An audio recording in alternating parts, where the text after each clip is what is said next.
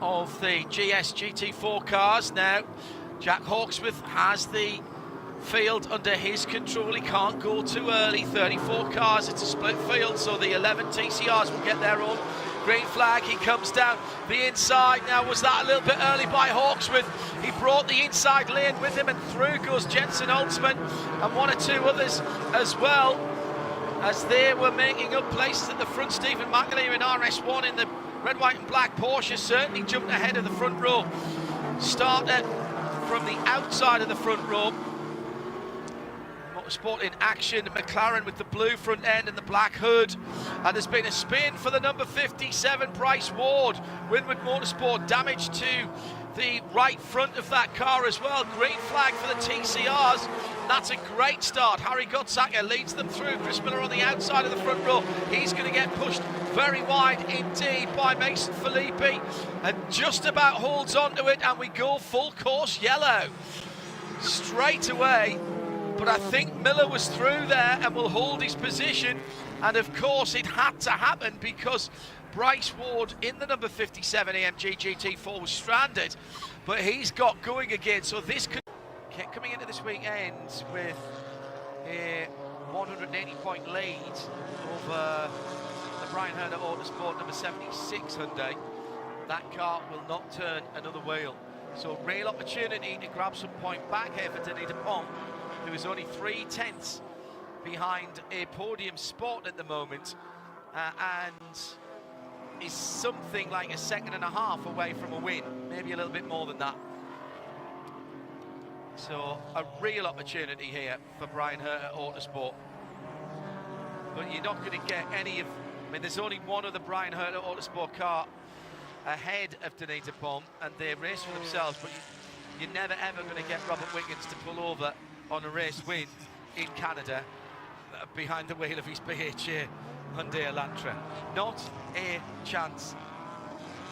Don't even think about that one, particularly as you say, a home race for Robert here. And look here. Of the race that Jeremy and Shea favour.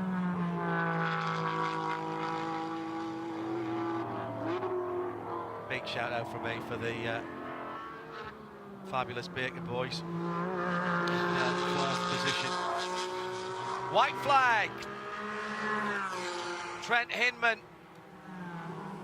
shows no sign of easing the pace. Another 24.6 last time around. 24.5 by Scott Andrews. 24.9 by Matt Plum. He's done enough. That's been brilliant work by what is now effectively the top 5. Remember, it was the top 8 who didn't stop. JMF Motorsport car's been shuffled back a little bit, so has Robert McGuinness and Michael Cooper.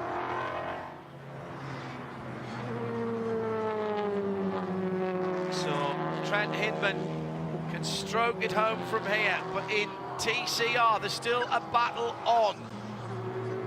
RobertWickens sees the white flag now as he crosses the line. And at the line, over Carl Whitmer, he has just on a second. That should be enough. He's just close enough, I think, to Hugh Plum to get a little bit of an aerodynamic advantage. Jaden Conwright up to 6th position, finding his way through for Hattori Motorsports. They went the wrong way, unless they knew they couldn't make it.